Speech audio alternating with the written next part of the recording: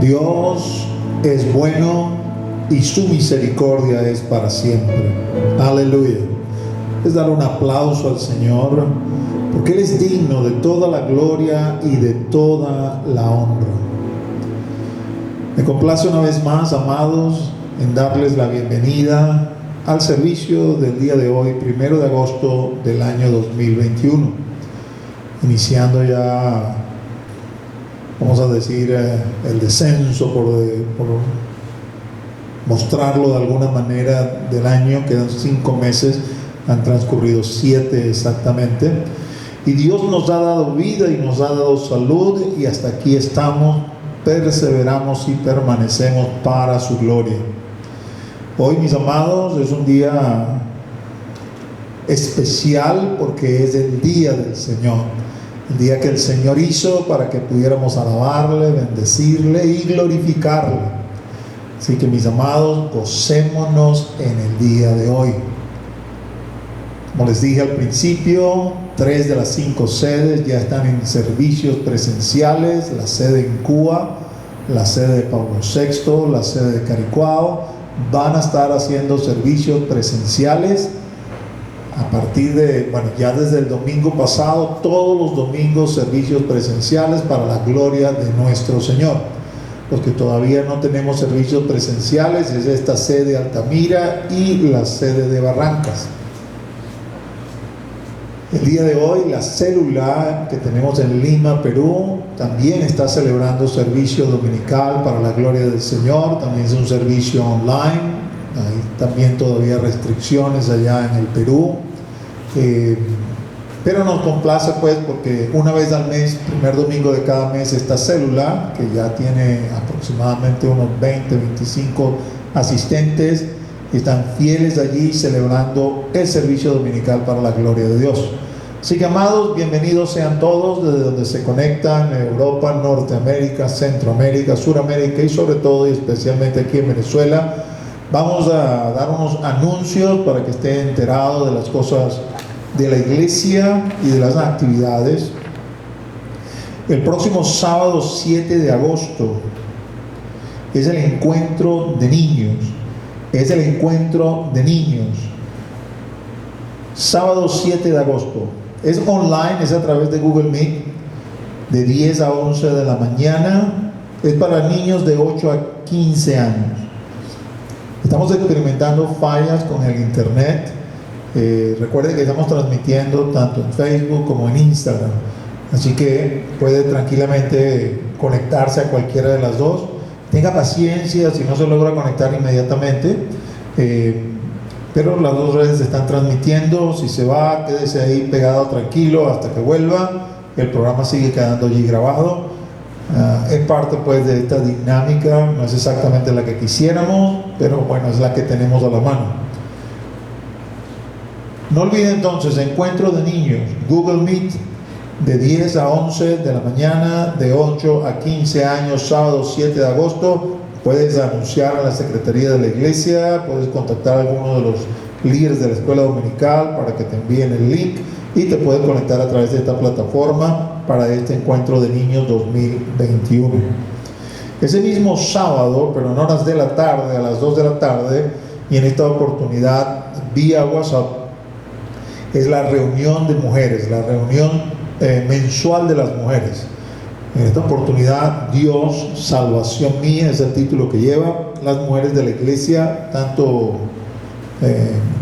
las asistentes regulares, la membresía y alguna invitada, pueden estar presentes en esta reunión online a través de la plataforma de WhatsApp, sábado 7 de agosto a las 2 de la tarde. Estas son las actividades de esta semana. Actividades especiales me refiero, ¿no? Quisiera anunciarles desde ya para que aparten la fecha. El viernes 13 de agosto tenemos vigilia congregacional. En esta oportunidad son los jóvenes que van a estar liderando la vigilia. La vigilia tiene como título Firmes. Estamos firmes en Cristo. Eso se va a hacer a través de la plataforma de WhatsApp. El contacto, Pastor Joseph y su esposa Shakira. Puedes cualquier pregunta o cualquier requerimiento o decir que vas a participar, lo puedes comunicar con ellos, y por supuesto siempre a la Secretaría de la Iglesia. Eso es para el viernes 13 de agosto, 9 de la noche a 6 de la mañana. Así que por favor aparta la fecha para que estemos participando en la vigilia esa noche del viernes 13. Actividades rutinarias de la semana: el salón de oración. El salón de oración funciona de lunes a viernes, de 7 de la mañana a 7 de la noche, y los sábados de 7 de la mañana a 1 de la tarde. Bloques de oración de 2 horas, un tema de oración por cada una de esas 2 horas, que van desde acciones de gracias, Venezuela, Barrancas, misiones, la venida del Señor. Puedes conectarte a la que tú desees, información en el teléfono de la Secretaría de la Iglesia, los contactos de la Casa de Oración, todos pueden informarte. La idea de que tú digas yo voy a estar orando, fíjate que esto no se hace por ninguna plataforma, sino solamente es tu compromiso de orar, y ahí en tu casa o en tu oficina tú vas a estar orando durante el transcurso del tiempo, 1 o 2 horas según te hayas anotado. Es para saber quiénes estamos de acuerdo en ese instante para elevar esas oraciones al cielo.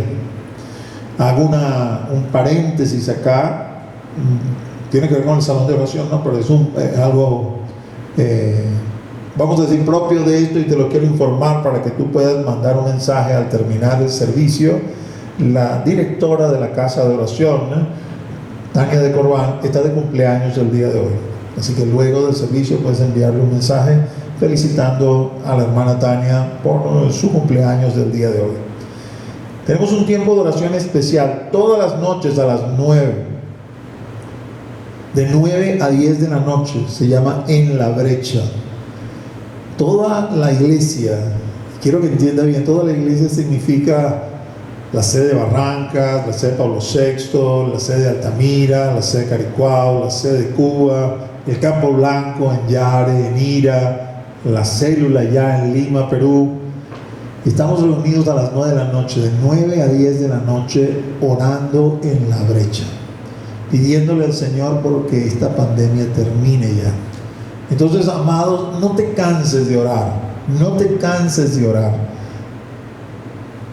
Con diligencia, todos los días, 9 de la noche, congrégate en tu casa con tu familia, o si eres tú solito, allí solito, pero asiste a esta convocatoria, de manera tal, mis amados, que bombardeemos el cielo rogándole y pidiéndole al Señor que esta pandemia ya termine.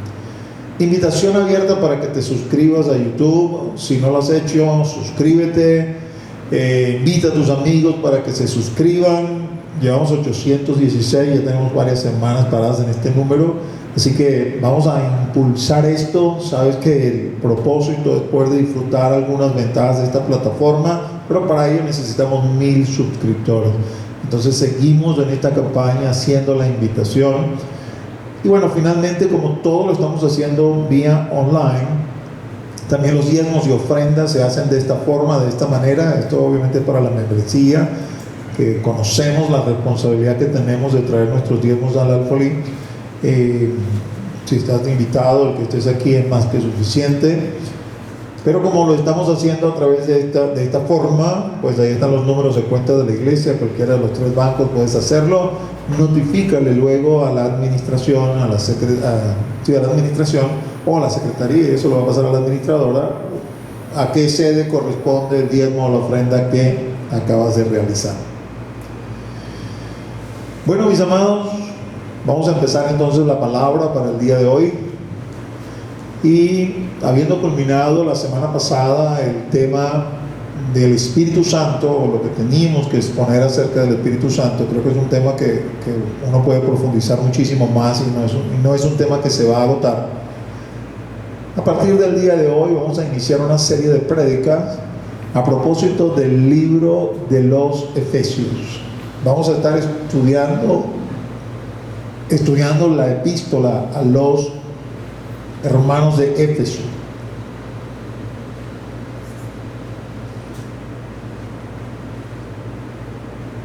Y vamos a ver si podemos cubrir en cada una de las prédicas un capítulo, ¿no? Entonces serían 6 prédicas que vamos a estar dando a propósito de este tema.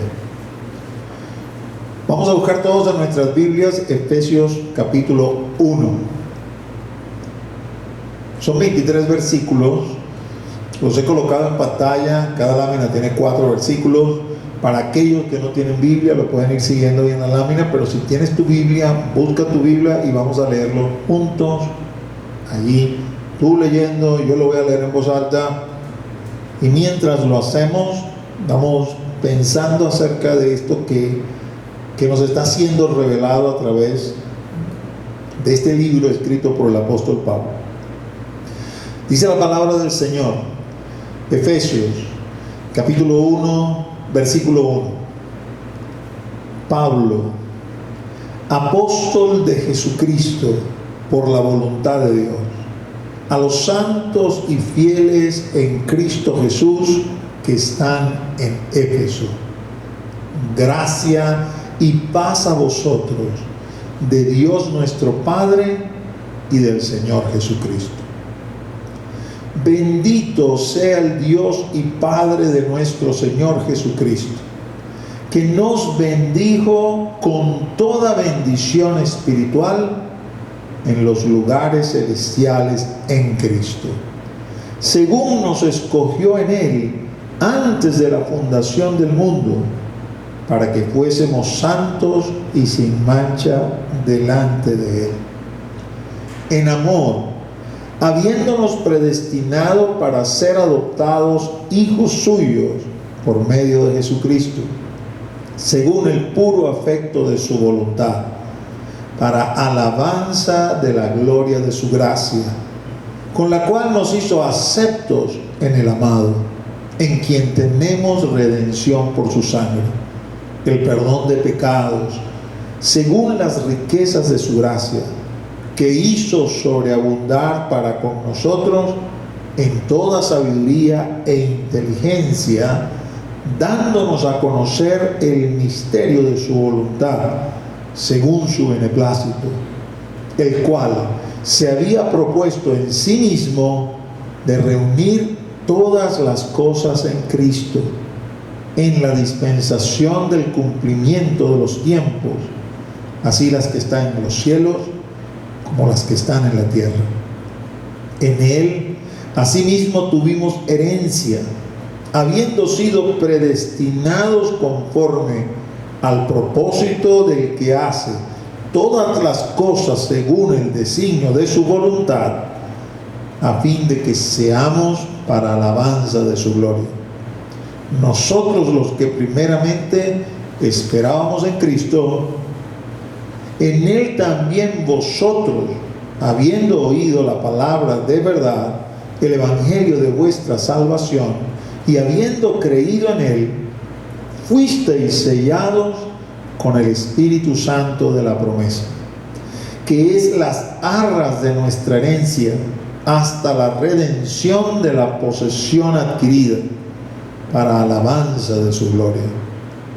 Por esta causa también yo, habiendo oído de vuestra fe en el Señor Jesús y de vuestro amor para con todos los santos, no ceso de dar gracias por vosotros, haciendo memoria de vosotros en mis oraciones, para que el Dios de nuestro Señor Jesucristo, el Padre de gloria, os dé espíritu de sabiduría y de revelación en el conocimiento de Él, alumbrando los ojos de vuestro entendimiento, para que sepáis cuál es la esperanza a que Él os ha llamado, y cuáles las riquezas de la gloria de su herencia en los santos, y cuál la supereminente grandeza de su poder para con nosotros los que creemos,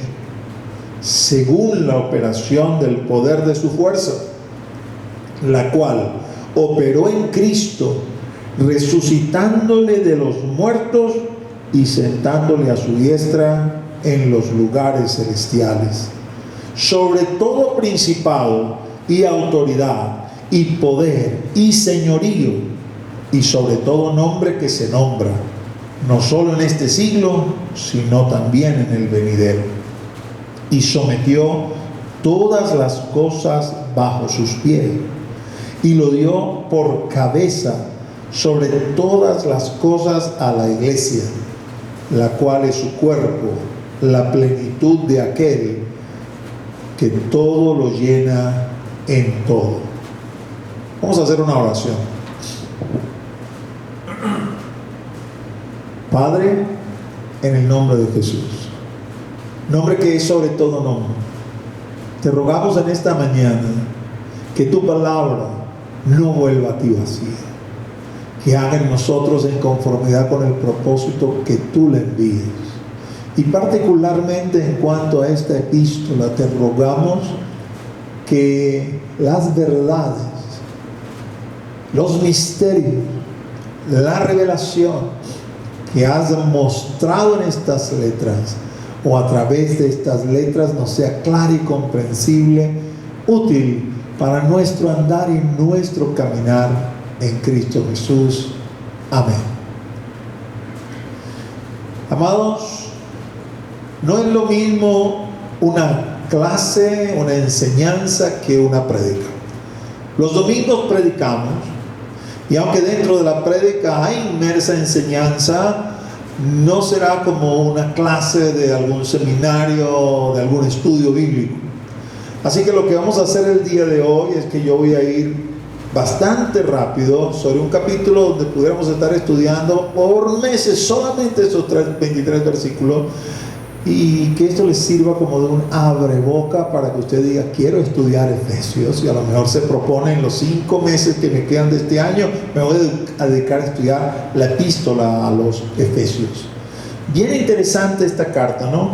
Como prácticamente todas las cartas de Pablo, al menos las cartas eclesiales, su forma es muy similar. Es decir, comienza hablando de elementos doctrinales para luego llevar estos elementos doctrinales a la práctica.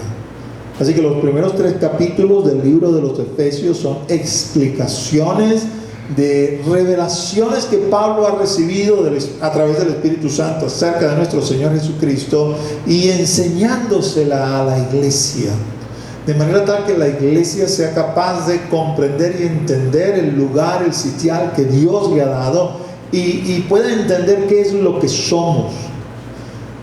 Los siguientes 3 capítulos, del 4 al 6, es como decir: bueno, ya te he explicado lo que tú eres. En el caso de esta epístola, ¿no? Cada una de las epístolas tiene su particularidad.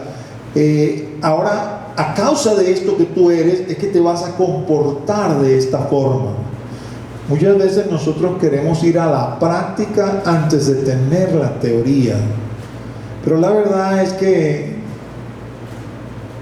no funciona así.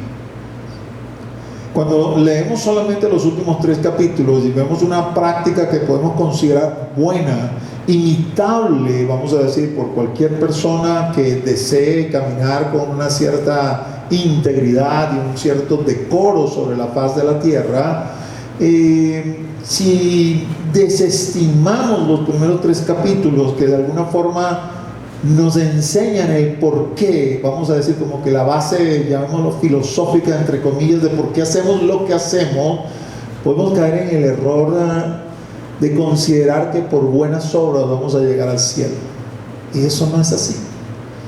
Así que yo quiero invitarte a que te tomes el tiempo, aunque pudiera ser quizás un poco enrevesado la forma como Pablo lo escribió en el griego y luego lo tradujeron. Esta versión de la Reina Valera es una versión de cierta, vamos a decir, altura literaria a la hora de expresar las ideas, cuando se usan otras versiones más simples, más fáciles de comprender, en un lenguaje quizás más llano. A veces se pierde la idea de todo lo que se quiere decir en lo que sería, vamos a decir, la forma original o la forma textual en que Pablo lo escribió en el griego, un idioma bastante rico y bastante exacto, ¿no? Entonces, Puedes usar otras versiones a la hora de estudiarlo con el propósito de tratar de ir al significado, pero te recomiendo, ¿no?, que esta versión de la Reina Valera te mantengas a ella y busques, si no logras entender bien, alguna persona, alguno de los ancianos o líderes de la iglesia que te pudiera explicar mejor, para que puedas comprender todo lo que el Señor nos quiere enseñar. Vamos específicamente entonces a este capítulo 1, como les dije, voy a ir así como que a vuelo de pájaro mencionando algunas cosas significativas, importantes, que el Espíritu puso en mi corazón de querer comunicarte el día de hoy, sin que esto signifique que le hemos sacado todo el jugo al capítulo 1 o todo lo que tiene para enseñarnos, ¿no? Y quisiera empezar con los primeros 2 versículos. Va a aparecer una lámina titulada Salutación, donde quiero mencionarte algunas cosas que son significativas, ¿no?, de unas líneas que pareciera como que, bueno, ¿qué tanto me quieres decir aquí? ¿No? Es como que la parte cortés de saludarte, ¿no? Pero sin embargo, también aquí en esta cortesía del saludo hay verdades reveladas de las cuales podemos aprender, ¿no? Pablo, apóstol de Jesucristo por la voluntad de Dios, a los santos y fieles en Cristo Jesús que están en Éfeso. Y quiero decir acerca de esto brevemente, ¿no? El último de los apóstoles es Pablo. No hay más apóstoles. No hay más apóstoles de Jesucristo. Los apóstoles de Jesucristo fueron 13 y están mencionados en la Escritura, siendo Pablo el último de ellos, confirmado en el libro de Gálatas por los 12. Los 12 originales, uno de ellos cayó, Judas Iscariote, por traidor. En Hechos capítulo 1 tenemos que el conjunto de los 11, este cuerpo colegiado de 11 que habían sido ordenados por nuestro Señor Jesucristo para una tarea particular, determinaron que su número debía ser 12 y por lo tanto eligieron a uno, Matías, para que formara parte de esos 12 apóstoles que Jesús había conformado. Luego, posteriormente, ellos como cuerpo colegiado, únicos autorizados, y ya obviamente no vivos, sino están en la bueno, no vivos me refiero en lo que es la vida terrenal, porque naturalmente nosotros permanecemos vivos en Él, pero ya están en la presencia del Señor. Su ministerio terminó. Antes de que su ministerio terminara, ratificaron como un 13avo a Pablo, conforme registra el libro de Gálatas, cuando Pedro y Juan, en representación del apostolado, y Santiago, en representación de los ancianos de la iglesia de Jerusalén, Santiago, el hermano del Señor, el escritor bíblico, dieron a Pablo la diestra en señal de conformidad y le dijeron: nosotros seguimos la tarea encomendada por Jesús y vamos al pueblo de Israel, y tú vas a ir a los gentiles conforme a la tarea que también Jesús te ha dado, reconociéndolo de esa forma como el último de los apóstoles de Jesús, con el cual se cierra el ciclo de los apóstoles. Eso no quiere decir que hoy en día no existan apóstoles, pero no son apóstoles de nuestro Señor Jesucristo. La palabra apóstol en su significado más básico es enviado, alguien enviado con una comisión particular. Hoy en día los apóstoles, porque el ministerio sigue vigente conforme a lo que dice Efesios, son apóstoles del Espíritu Santo. El Espíritu Santo los comisiona para algo, aunque se reconoce y es de, vamos a decir, de común aceptación en medio de la iglesia, que esas definiciones que Pablo usó y dio a propósito de la comisión de un apóstol siguen vigentes. Es decir, básicamente un apóstol es aquella persona que va a colocar fundamento donde nadie lo ha colocado. Lo que más se parece a los apóstoles del día de hoy son los misioneros, enviados, por ejemplo, a la ventana 1040, donde nadie ha colocado fundamento, donde hay etnias, pueblos, lenguas que ni siquiera han escuchado el nombre de Jesucristo. Y de ahí, pues entonces usted puede deducir, porque si me pregunta, bueno, ¿y qué pasa con todos estos apóstoles de hoy en día? No voy a decir que no sean necesariamente apóstoles, Pero la idea de muchos a propósito de una conformación estructural de la iglesia, donde ellos están por encima de pastores y esto, imitando de alguna forma la estructura de la iglesia católica, cardenales, arzobispos, obispos, párrocos, está un poco distorsionada de lo que dice la escritura en realidad, ¿no?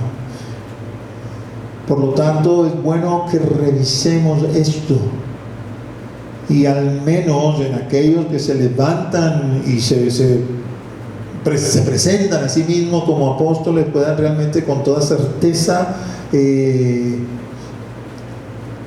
a la hora de ser escrutados, como dice la palabra, porque entonces algunos de estos se ofenden si van a ser examinados, pero la palabra dice a propósito de la iglesia de Éfeso, al menos, has examinado a los que se dicen ser apóstoles y los has hallado falsos.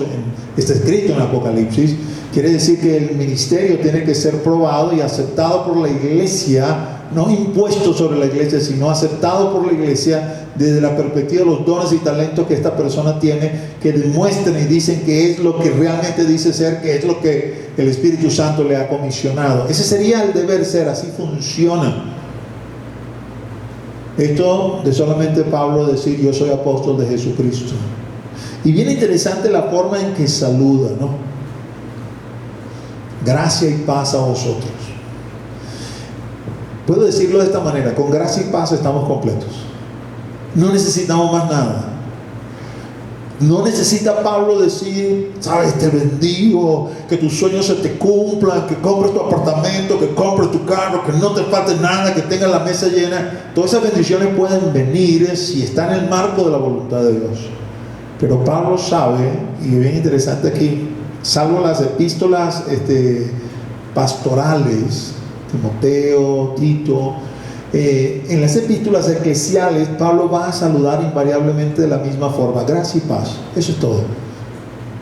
Con gracia, imagínate el cetro de autoridad de Dios extendido sobre una persona, quiere decir vive. Te puedes acercar a mí y vas a vivir. Eso es gracia. Y paz quiere decir que ya no somos más enemigos, somos amigos de Dios. Y tú sabes, otra cosa que me llama la atención en esta carta en particular, esta es una de las cartas conocidas como las cartas de la prisión o las cartas de la cautividad. Efesios, Filipenses, Colosenses y Filemón fueron escritos durante el primer periodo de Pablo siendo prisionero en Roma. Pablo estaba encadenado a un soldado romano. Creo que más preso estaban los soldados romanos que Pablo, porque tenían que escucharlo hablar, tenían que escucharlo predicar, tenían que estar allí en sus actividades, porque en ese primer presidio Pablo tuvo ciertas libertades como estas, por ejemplo, de escribir, y no estaba en un calabozo, sino que estaba en una casa esperando que fuera a ser atendido por el emperador. La historia acepta, la historia eclesiástica, que de este primer cautiverio Pablo salió libre, y muy probablemente haya ido a España conforme era su deseo. Ya es la segunda vez bajo la persecución de Nerón, unos 3-4 años después, que sí va a estar preso con todas otras condiciones, y de ahí finalmente va a salir, pero como mártir, ¿no? Y de hecho en esta epístola es bien interesante, lo vamos a ver más adelante, al menos capítulo 3 y capítulo 4, que cuando Pablo habla de su prisión, no dice que soy prisionero del imperio romano, sino que dice que soy preso de Jesucristo. Es decir, conforme a lo que él le ha enseñado, los romanos se mantienen en esa misma línea. No porque sus circunstancias hayan cambiado, cambia su enseñanza, permanece igual. A los que aman a Dios, todas las cosas le ayudan a bien conforme al propósito que han sido llamados. Estén en libertad o estén presos. Así que las necesidades todas están cubiertas con gracia y paz. Si tenemos gracia y tenemos paz. Pero no cualquier gracia. No es que tengo gracia con el presidente y paz con los malandros del barrio donde vivo. No. Gracia y paz de Dios nuestro Padre y del Señor Jesucristo, aunque no la tengamos ni con el presidente ni con los malandros del barrio, estamos completos. Y por eso Pablo no tiene necesidad de decirle más nada. Gracia y paz. Ahora, la epístola a los Efesios es como un compendio breve, pero sustancioso, jugoso, de revelación que ha recibido Pablo acerca de quiénes somos nosotros y todo lo que poseemos por ser parte de la iglesia. Y Pablo quiere hacerle entender, no solo a los hermanos de Éfeso, porque probablemente esta carta haya sido leída en las iglesias de Asia, ¿no? Y se la hayan pasado unos a otros. Como hoy en día, pues somos hoy con Cristo, esta carta uno puede decir, esa no es para mí. No, pero esta carta es para la iglesia, aunque nosotros seamos la iglesia cristiana hoy con Cristo. Esta carta es para nosotros también. Y seguro se pasaron sus cartas, ¿no? La de Efesios la mandaron a Filipos, la de Filipos a Éfeso, a la Odisea, y así sucesivamente, para que todos escucharan, porque todos eran parte de la iglesia. Y fíjate, versículos 3 y 4 dice: bendito sea el Dios y Padre de nuestro Señor Jesucristo, que nos bendijo con toda bendición espiritual en los lugares celestiales en Cristo, según nos escogió en Él antes de la fundación del mundo, para que fuésemos santos y sin mancha delante de Él. Esto es así como ¡bum, bum, bum! Porque te queda, ya, tengo que volver a leer lo que me estás diciendo. Entiendo bien cuando dice bendito sea el Padre, porque de Él es toda la alabanza y toda la gloria. No, los seres vivientes están adorando a Dios ahí en su trono. ¿A quién vamos a bendecir si no es a nuestro Padre Celestial? Pero cuando aquí, porque hay muchas razones para bendecirle y para alabarle, en esta en particular, cuando el Espíritu Santo, usando a Pablo, nos revela por qué lo vamos a hacer, dice, porque Él nos bendijo con toda bendición espiritual en los lugares celestes. Toda bendición espiritual quiere decir toda. Todo quiere decir que no falta nada, está completo. No hay una sola bendición espiritual que nosotros no hayamos recibido. Ni una sola. Y no voy a inventar mucho, ¿no? No voy a inventar en el sentido de que el mismo capítulo te va diciendo parte de esas bendiciones en las cuales estamos completos en Él. Pero aunque no las liste todas acá, inicia de esta forma diciéndonos, revelándonos y mostrándonos, no existe una sola bendición espiritual que no hayas recibido en Cristo Jesús en los lugares celestes. Quiere decir que aquí nosotros podemos ser quizás los más dignos de conmiseración de todos los hombres, los parias, los denigrados, lo que sea, pero en Cristo, en los lugares celestiales, somos parte de su familia, somos parte de su casa. Todas las bendiciones han sido también depositadas sobre nosotros. Y fíjate, comienza diciendo una de estas que es así como que sorprendente, mucho con demasiado, porque dice, según nos escogió en Él antes de la fundación del mundo. Es decir, el Señor no había creado nada todavía. Génesis. ¿Cómo comienza la Biblia? En el principio creó Dios los cielos y la tierra. Antes de Génesis 1:1, tú y yo ya estábamos en la mente de Dios. Es que es demasiado. Ni tú ni yo somos Adán, ¿no? Es decir, ni por un momento, ni en tu vida, ni en la mía, iba a haber ni tan siquiera un milisegundo de perfección. Porque nacimos con pecado. Lo primero que hicimos fue llorar y quejarnos de que nos sacaron del vientre de mamá, donde estábamos confortables y cómodos. O a lo mejor, no sé, gordito así, y lloraste, quiero comer. y demandaste atención porque querías comer. El punto es que el único que puede decir que al menos durante un lapso de tiempo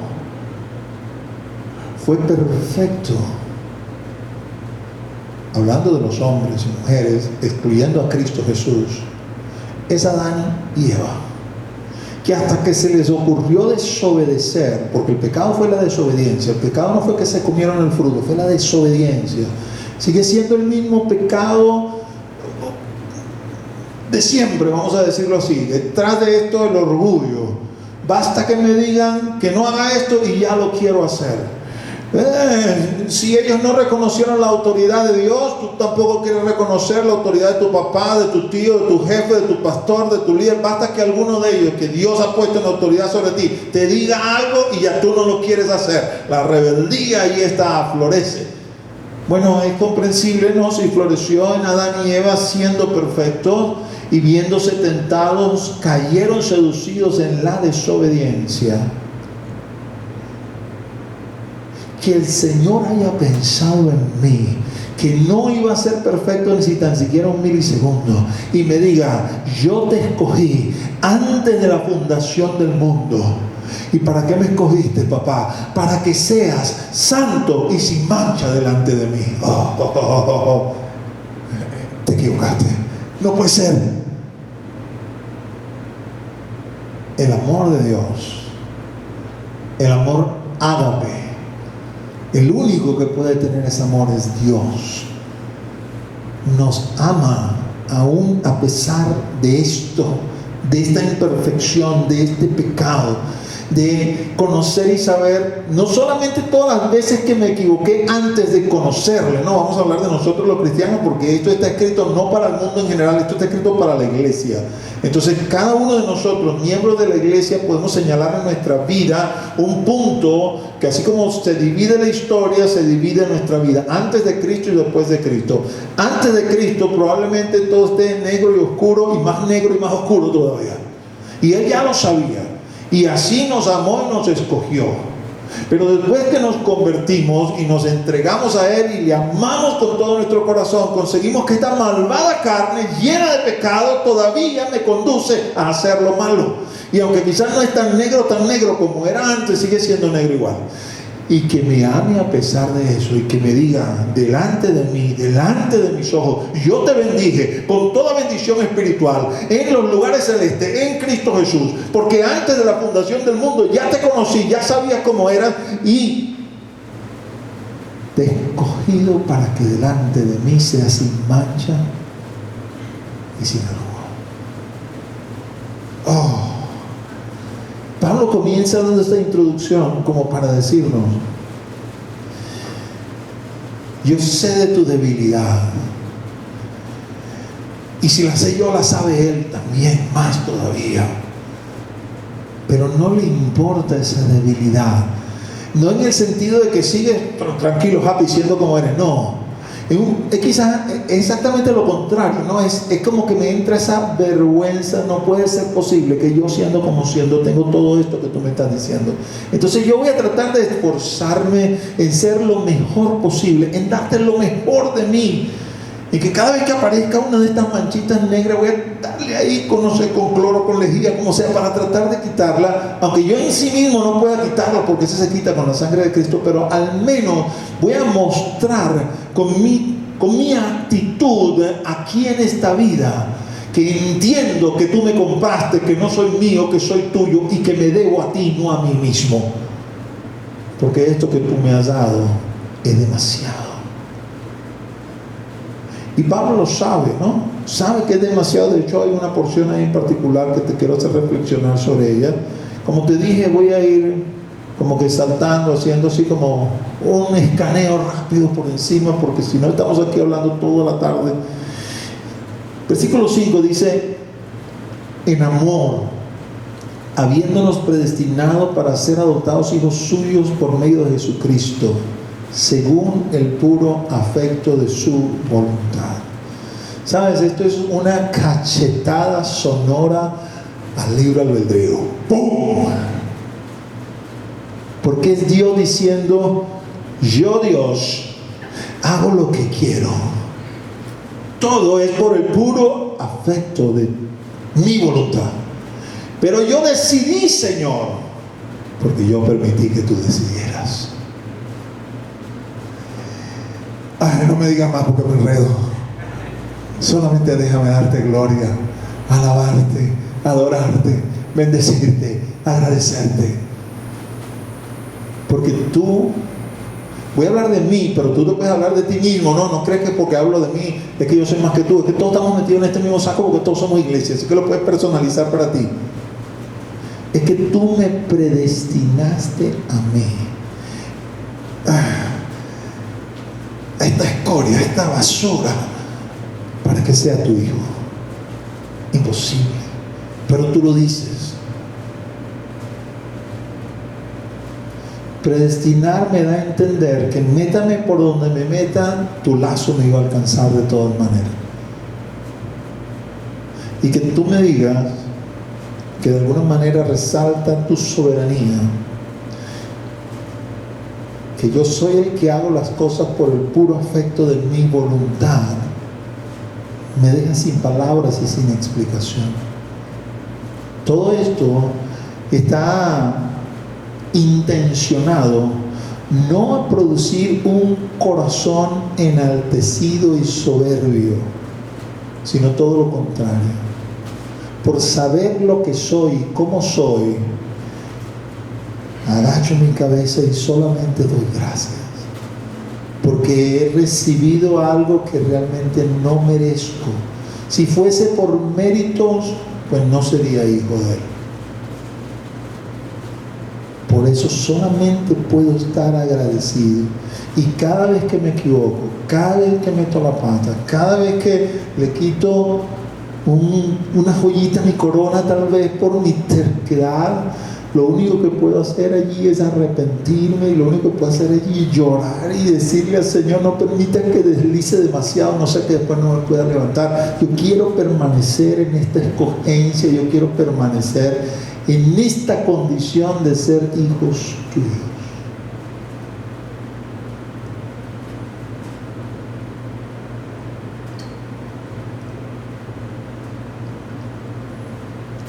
Usted sabe que a Jesucristo lo condenaron porque dijo que él era hijo de Dios, ¿no?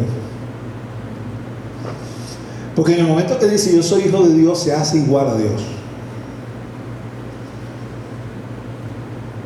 Evidentemente nosotros no somos iguales a Dios, pero sí somos sus hijos.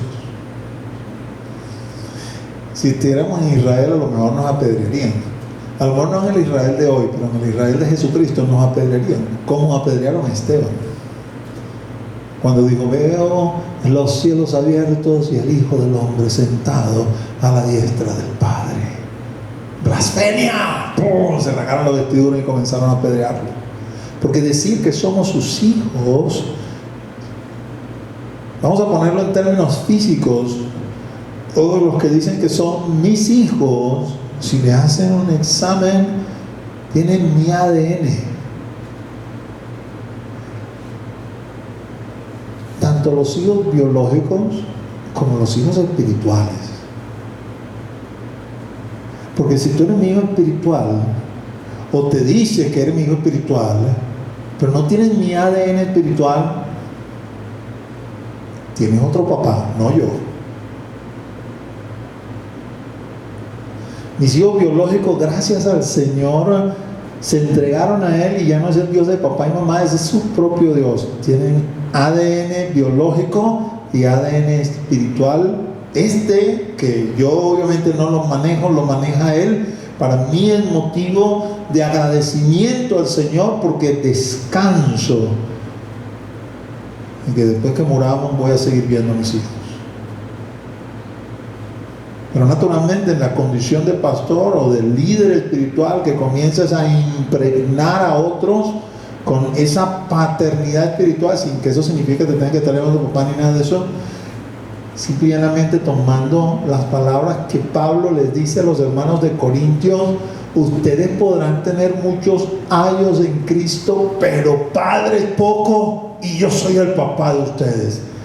Y básicamente lo que le estaba queriendo decir eso, la iglesia se supone que debe funcionar con el ADN espiritual que yo le he impregnado, porque ustedes son descendientes espirituales míos en Cristo. Decir soy hijo de Dios es que el ADN de Dios está en mí. Pero eso tiene que verse. Es decir, el mundano, el inconverso, el que no sabe nada de nada, no ve a Dios, pero te ve a ti. Oye, si este es el Hijo de Dios, yo no quiero nada con ese Dios. Y eso es sobre ti, ¿no? Esa vergüenza, esa carga viene sobre ti.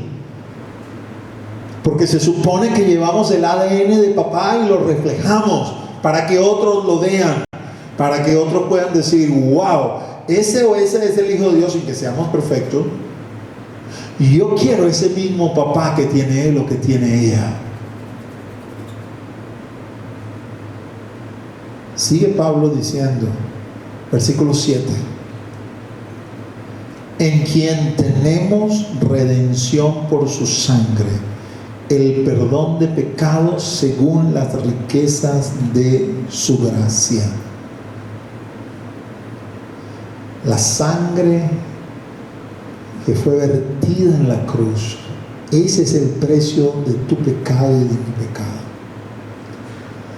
No es cualquier precio, porque ves todas estas promesas y nos gozamos en ellas y nos alegramos en ellas, pero también nos muestra el precio de esas promesas, porque para poder alcanzar todo lo que él describe ahí, que lo íbamos a alcanzar por el puro afecto de su voluntad, había un plan maestro que tenía que cumplirse, y ese plan maestro que tenía que cumplirse pasa por la muerte del cuerpo físico de nuestro Señor Jesucristo. La sangre y la cruz es el precio de nuestra redención. Tú y yo hemos sido comprados a precio de sangre. Y obviamente esta es una idea que nos choca, porque cuando yo compro algo, eso es mío. Y entonces, como es mío, yo hago con eso lo que yo quiero. Si lo quiero botar, lo boto. Si lo quiero conservar, lo conservo. Es mío. De lo mío, si yo agarro y tomo, no sé, unos cubiertos, y todos son igualitos, todos son iguales, pero yo agarro y digo, estos dos cubiertos, pónganle una marquita aquí para no confundirme. Estos son para tareas viles. Pero cuando vengan los amigos, cuando vengan los fulanos, nos hagamos esto que están acá, porque estos son para tareas honrosas. Y entonces estos que están aquí, dice, pero somos igualitos, ¿por qué me usas a mí para tarea vil? ¿Por qué no lo usas a él? Porque tú eres mío, yo soy tu dueño y yo hago contigo lo que yo quiero. Y naturalmente esa es una idea que nos choca.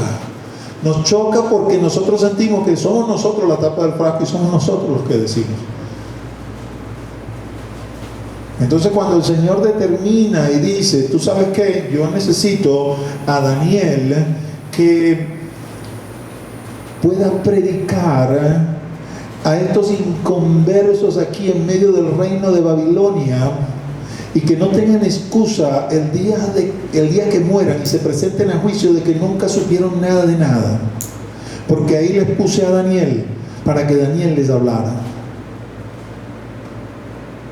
Y cuando Ezequiel dice, imaginariamente, ¿por qué no cambiamos? ¿Por qué no me lo mandas a Daniel para acá con los desterrados, llevando leña y llevando roncha, y déjame a mí allá en el palacio? A lo mejor Dios le dice, tú sabes qué, yo soy dueño de Daniel, tuyo Ezequiel, y yo decidí que tú eres el que va a hacer este trabajo y Daniel es el que va a hacer el otro. Y pongo esos ejemplos porque está ahí pues en la escritura. Podemos ir al Nuevo Testamento para meter a Cristo más abiertamente. Oye, ¿y por qué tengo yo que ser el que muero cabeza boca abajo? No me puedo morir de viejo como Juan. Pues no, porque yo decidí, Pedro, que tú vas a morir crucificado con la cabeza por abajo, y voy a decir que Juan, a pesar de que lo van a meter en una paila de aceite hirviendo y no le va a pasar nada, se me va a morir de viejo. ¿Pero por qué? Porque yo soy tu dueño, yo te compré con mi sangre, me perteneces, y yo decido contigo qué es lo que te tiene que pasar y qué es lo que tiene que suceder. Hoy en día la iglesia no quiere escuchar ese mensaje, porque la iglesia quiere escuchar: persigue tu sueño, sigue tu sueño, alcanza tu sueño, Dios te bendijo con toda bendición espiritual para que tú seas aquí el líder de los líderes. Y no es que no pueda hacerlo, porque los líderes que usualmente pertenecen al diablo necesitan a alguien que le predique, pero el que le predica allí tiene que tener el corazón que no se va a contaminar y que les va a poder predicar. Los demás quizás no vamos a poder sobrellevar eso, y necesitamos estar del otro lado. ¿Y quién determina eso? El que pagó con su sangre y me hizo suyo. He aquí, así como dijo María, hombres o mujeres, vamos a decirlo en masculino, pero es indiferente, ¿no? He aquí el siervo del Señor, la sierva del Señor, hágase conmigo como tú quieras. Ese tiene que ser el sentir en el corazón de todos y cada uno de los cristianos. Pero no queremos predicar eso en la iglesia, porque la iglesia se nos queda vacía. Mejor unos pocos consagrados a Cristo, y seamos así chiquiticos como la iglesia de Filadelfia, que muchos, todos vamos a decir, aupados y consentidos en su yo, para que seamos una iglesia llena, quizás como la Odisea, rica y poderosa, pero lejos de Cristo en su corazón. Vamos a predicar la palabra por la calle del medio. Le gusta a quien le guste, no le gusta a quien no le guste, se quede, se vaya, es su decisión con el Señor. Pero usted y yo le pertenecemos a Él porque hemos sido comprados con su sangre.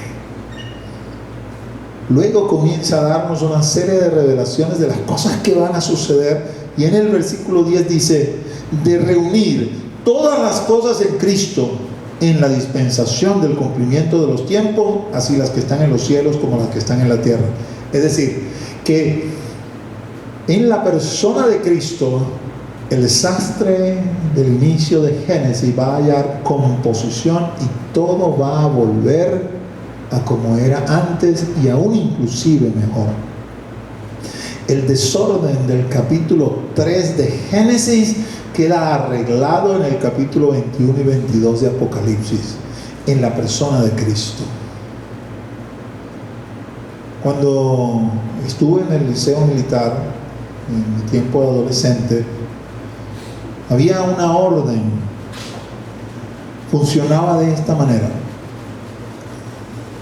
De repente pues estaba la gente, no sé, desordenada en el patio, y había necesidad de hacer una formación especial rápida, y quien tenía la autoridad se paraba en medio del patio, gritaba de manera tal que todo el mundo se paraba firme y prestaba atención, y daba una orden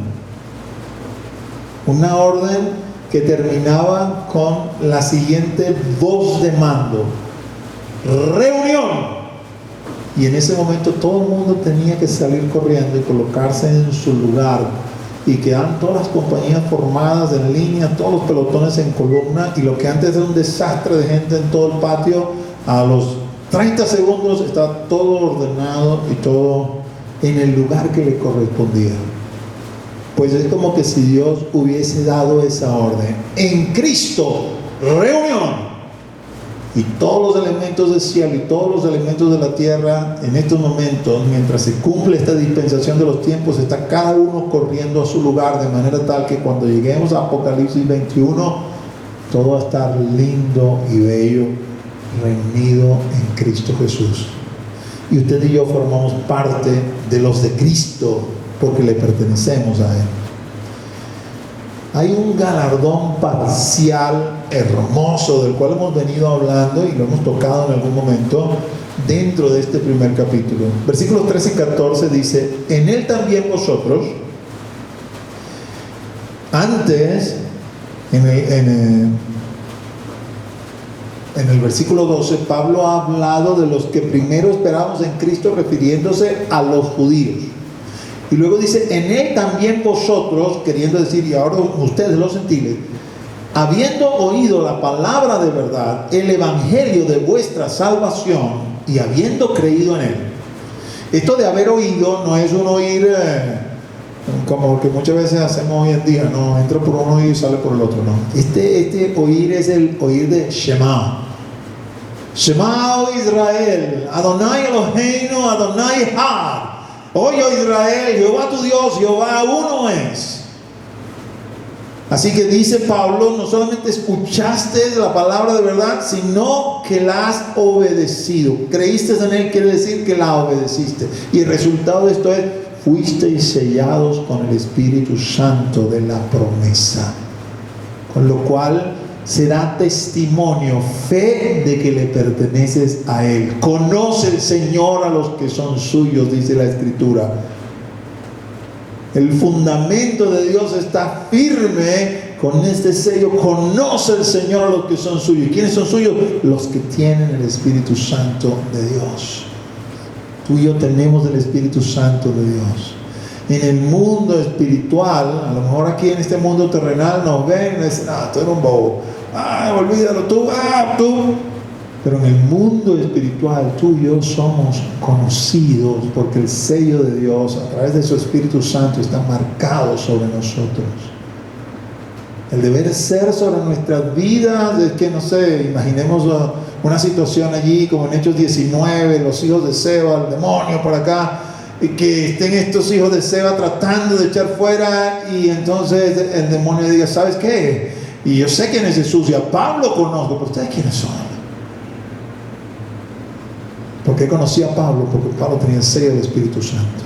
Y ahora viene interesante, ¿no? Y por eso le hice esta acotación de que cuando dice en él también vosotros, refiriéndose Pablo a ustedes como gentiles, a nosotros como gentiles, habiendo creído, habiendo oído la palabra de verdad y el evangelio de vuestra salvación, y habiendo creído en él, fuiste sellados con el Espíritu Santo. En algunos casos ese sello del Espíritu Santo se hace visible, ¿no? Y es bien interesante cuando lo lees desde esa perspectiva de Hechos capítulo 10, porque lo que el Señor estaba haciendo era mostrándole a Pedro y a todos los judíos que habían venido con él, y entraron a la casa de Cornelio so pena de que podían ser aún por la misma iglesia, que en ese momento era una iglesia totalmente judía, reprendidos y puestos a un lado, porque era una violación, vamos a decir, del código de ética entrar en la casa de un gentil. Entonces el Señor, para refrendar, yo estoy en todo este asunto, no solamente hizo evidente desde la perspectiva de que ellos estaban escuchando el mensaje y quizás estaban afirmando, oh sí, amén, oh sí, pero tienes razón, oh gloria, sí, yo creo en eso, sino que se hizo presente derramando el Espíritu Santo sobre Cornelio y los que estaban allí presentes. Y estos comenzaron a hablar en lenguas y comenzaron a profetizar, y los judíos se maravillaron y dijeron, wow, no nos hubiese ni tan siquiera pasado por aquí por la mente que estos gentiles también iban a recibir la promesa como la hemos recibido nosotros. Y en ese momento el sello fue visible para ojos humanos a través de esta manifestación de poder, y los bautizaron en agua. Quizás hoy en día no es necesariamente visible así, no todos hablan en lengua, no todos profetizan, aunque debiera ser quizás la manifestación inicial de este momento cuando recibes la promesa. Esa es otra prédica, como diría el pastor Julio. El punto sería acá el siguiente: en el mundo espiritual tú y yo tenemos ese sello y somos conocidos. El Espíritu Santo está dentro de nosotros, y ese saber que el Espíritu Santo está dentro de nosotros, ¿no? Como esa hermosa canción que cantó Abner, que el Señor le dio a propósito del Espíritu Santo.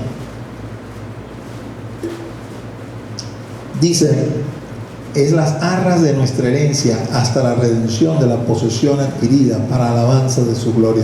Es decir, la certeza del Espíritu Santo dentro de mí me dice, todo lo que leo es cierto, todo lo que leo es sí y amén.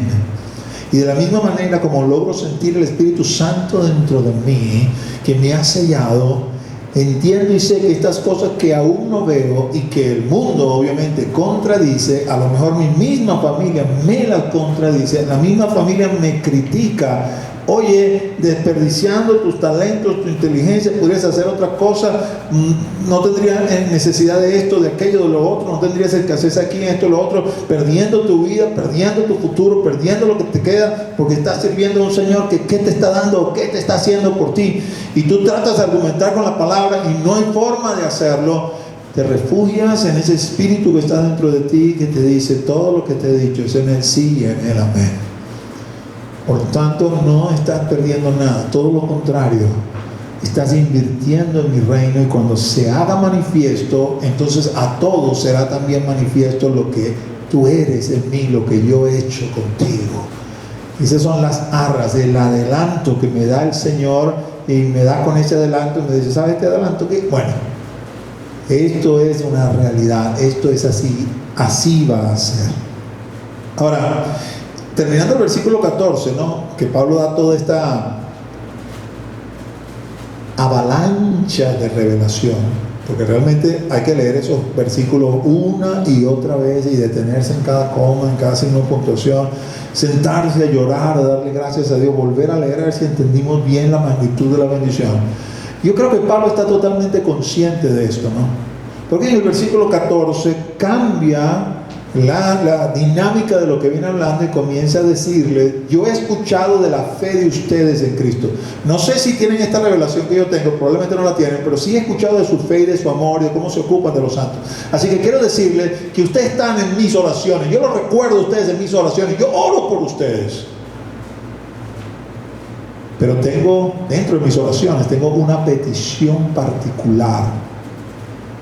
Y esa es, para que el Dios de nuestro Señor Jesucristo, el Padre de gloria, os dé espíritu de sabiduría y de revelación en el conocimiento de Él, para que alumbre los ojos de vuestro entendimiento.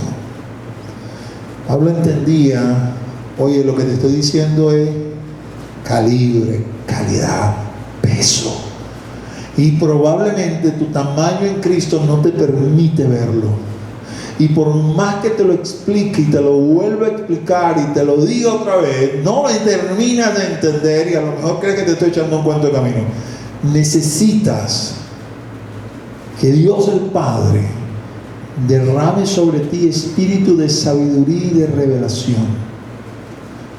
En esencia podemos concluir que su palabra toda, no solamente el libro de Efesios, debes comprenderla y entenderla con espíritu de sabiduría y de revelación. Cada vez que te acerques a la palabra, pídele al Señor, dame espíritu de revelación y de sabiduría, para que mi entendimiento, que es quizás el elemento, vamos a decir, en este mundo objetivo con el cual me desenvuelvo, mi intelecto, mi inteligencia, pueda estar permeada de sabiduría y revelación que vienen de lo alto, de manera tal que el intelecto no se plegue a la lógica, sino que se plegue a la revelación.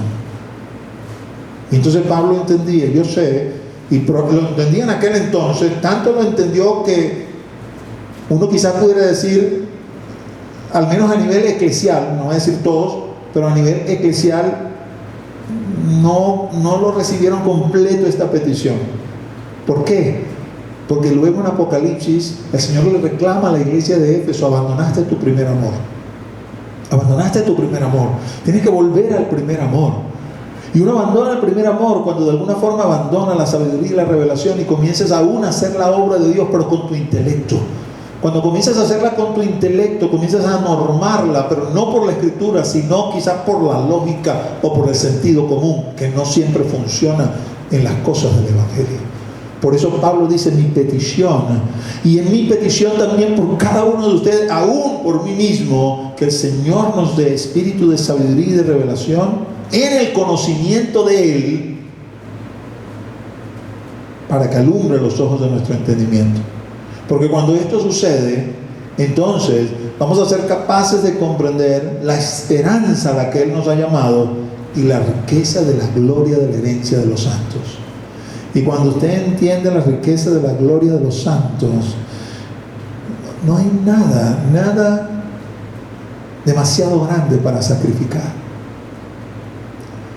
Una oportunidad hablaba con Eric Y Eric me comentaba, ¿no?, a propósito de estar aquí en Venezuela, siendo misionero para acá, y tenía un apoyo quizás significativo desde la perspectiva del venezolano, pero de la perspectiva de la calidad de vida del norteamericano. Me decía, oye, aquí casi calificamos para la seguridad social allá en los Estados Unidos, porque realmente esto es una tontería. Si quieres ser rico, no te metas a pastor, no va a llegar a ninguna parte. A lo mejor no seremos ricos acá en este mundo, pero somos ricos allá en el próximo reino. Y eso uno lo entiende a través de este espíritu de sabiduría y de revelación que abre los ojos de nuestro entendimiento y nos capacita para que comprendamos la esperanza a la que hemos llamado y las riquezas de la gloria de la herencia. Cuando uno comprende las riquezas de la gloria de la herencia, oh amados, uno está dispuesto a todo. Poder de Dios, versículos 19 y 20 dice: y cuál la supereminente grandeza de su poder para con nosotros los que creemos. Quiere decir que la disponibilidad del poder de Dios está allí para nosotros.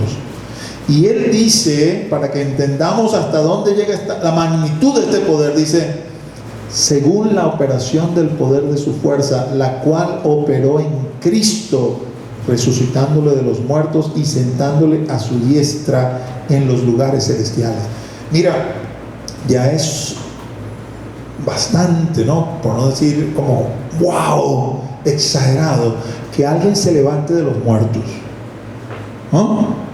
Nunca el Señor me ha permitido hacer algo como eso, pero creo que es posible. Lo leo en la Escritura, lo supe de boca de Peter, de la niña Guarado que resucitó, estaba muerta y se levantó, Talita Kumi, se paró, y hoy en día vive y está casada y tiene hijos. Así que sé que Dios lo puede hacer, aunque no lo haya hecho por mí, y lo creo. Pero eso no es cualquier cosa, ¿no? Lázaro, sal fuera, y sale esa momia y todo el mundo corre. Quítenle la venda, y cuando ven no hay nadie ahí para que le quiten la venda, todo el mundo se fue asustado, porque el hombre estaba muerto. ¿Sabes? No sé si tú has leído esa historia. Yo he tenido oportunidad de leerla, no hablando de un milagro, sino de médicos que se han equivocado y han diagnosticado que el hombre estaba muerto y no estaba muerto. Y de repente en pleno funeral, se sentó en el ataúd y todo el mundo corrió. Ahora, alguien muerto, muertito de verdad, y viene y levántate en el nombre de Jesús. Eso es glorioso, ¿sabes? Pero se está levantando en este mismo cuerpo. Cristo no se levantó en este mismo cuerpo, se levantó en un cuerpo celestial, el cuerpo que tú y yo vamos a recibir el día del arrebatamiento. Ese es el poder de Dios, y ese poder está a nuestra disposición. ¿Cuál es la supereminente grandeza de su poder para con nosotros los que creemos? Y alguien pudiera decir: Pablo, yo te veo que estás encadenado ahí a un soldado romano, porque no usas ese poder para consumir las cadenas y también que consuma el romano. No has entendido nada a propósito de este poder que está a nuestra disposición, porque en principio este poder está para hacer discípulos, para traer y completar el número de los gentiles, para testificar de lo que Dios ha hecho en nuestras vidas, y a través de ese testimonio otros escuchen, y al igual como alguien habló con nosotros un primer día, estén dispuestos a venir y a entregarse. Que eventualmente el Señor va a usar ese poder y te va a usar a ti para que hagas que flote el hacha. Bueno, sí, cómo no, pero siempre va a ser para que el nombre de Dios se glorifique. O quizás ese poder no para que flote el hacha, sino allí cuando estés en la lista de los mártires puedas permanecer incólume, puedas permanecer pausado, tranquilo, como muchos mártires han hecho, y la gente se ha quedado asombrada. A ese poder nos estamos refiriendo. No es el poder de frotar y sale el genio de la botella y va a hacer lo que yo quiero, o de la varita mágica. No. Es el poder que me permite mantenerme firme a pesar de las circunstancias. Es el poder que me permite permanecer en Venezuela cuando quizás en mi corazón lo que quiero es correr, porque el Señor dice: necesito hombres y mujeres de Dios que se queden acá en este país a pesar de las circunstancias del país, para que sigan anunciando el Evangelio.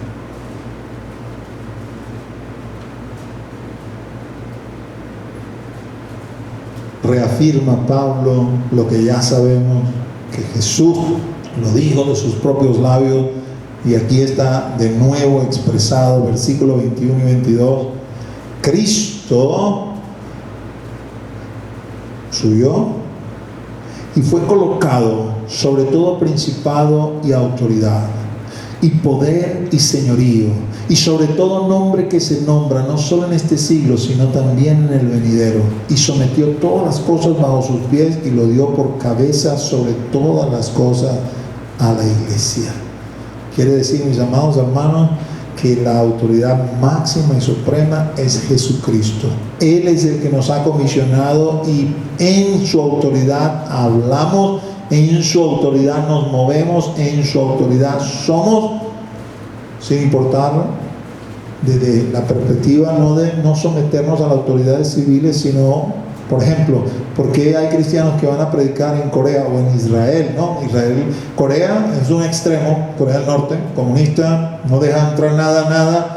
Israel, una democracia para acá, pero son judíos y tampoco quieren escuchar nada del evangelio, entonces también está tipificado en sus leyes que no puede hacer proselitismo. ¿Y por qué hay misioneros que se van a Corea del Norte o que se van a Israel?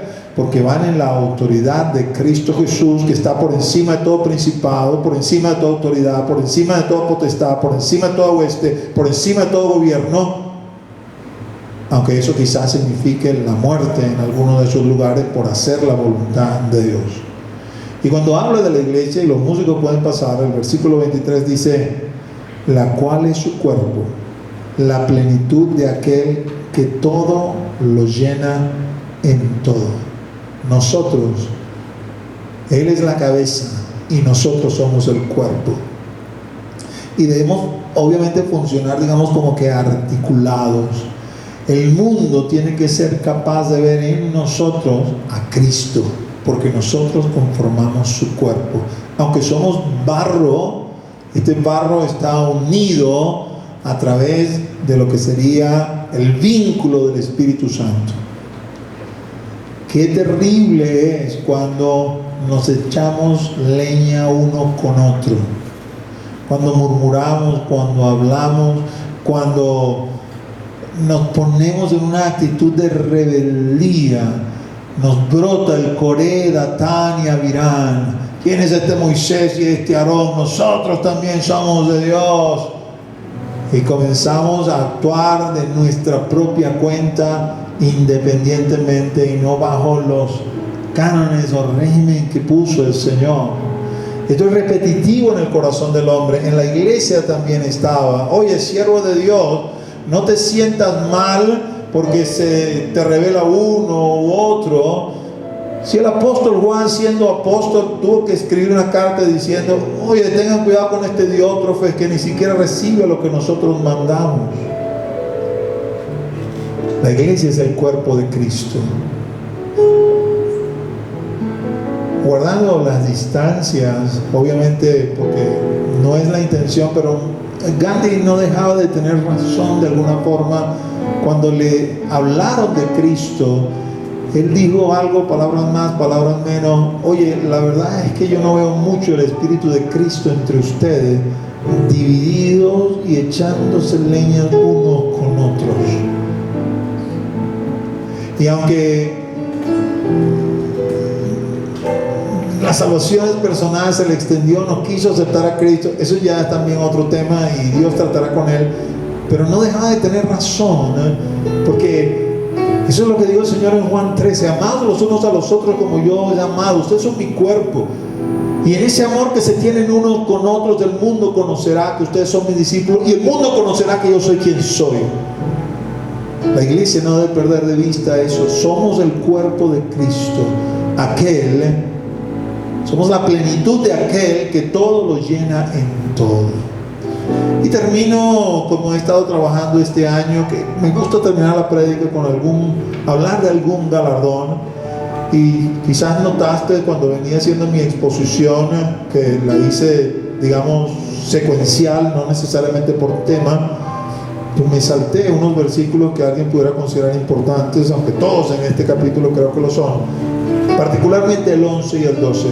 El 11 y el 12 dice: en él asimismo tuvimos herencia, habiendo sido predestinados conforme al propósito del que hace todas las cosas según el designio de su voluntad, a fin de que seamos para alabanza de su gloria, nosotros los que primeramente esperábamos en Cristo. Y tú podrás decir, ¿dónde está ese galardón allí? A fin de que seamos para alabanza de su gloria. Nosotros, la iglesia, formamos ese grupo de personas que, por ponerlo en palabras de Isaías 53, somos el fruto de la aflicción de Jesús. Y Jesús vio el fruto de su aflicción y se complació en el fruto de la aflicción. Y cuando estemos acabados y seamos, vamos a decir, presentados a la creación, déjame ponértelo de esta forma, quizás más fácil de entender, ¿no? Vamos a imaginarnos que tú y yo somos de esas tacitas de porcelana, muy hermosas algunas, muy bellas y muy delicadas también, ¿no? Y el dueño de estas tacitas de porcelana le gusta exponer sus tacitas, la coloca en una vitrina para que todo el mundo se acerque a la vitrina y vea, digo, wow, oh, qué colección tan bonita de juegos, de tacitas de porcelana tienes tú. Oye, tu colección es admirable. Y quizás alguno pueda también decir, oye, esta tacita en particular, yo me acuerdo cuando esta tacita era un trozo de barro, inútil, barro. Qué grande eres tú, oh dueño de la tacita. No sé cómo se te ocurrió agarrar ese barro para que lo pudieras transformar en esta tacita tan hermosa y tan bella. Tú sabes, los ángeles que fueron creados así tal cual y han visto el desarrollo de toda esta historia desde el principio y conocen con toda seguridad nuestras fallas y nuestros errores, cuando nos vean ya conformados y hechos, presentados como hijos de Dios, bueno, quizás nos darán una palmadita en la espalda, oye, sabes, te conocí en tus peores momentos, qué bueno verte ahora, pero la gloria no va a ser para nosotros, va a ser para nuestro dueño. Ellos le van a decir al dueño, solo tú, oh Dios, has sido capaz de hacer con este inútil algo que sirva. Gloria sea tu santo nombre.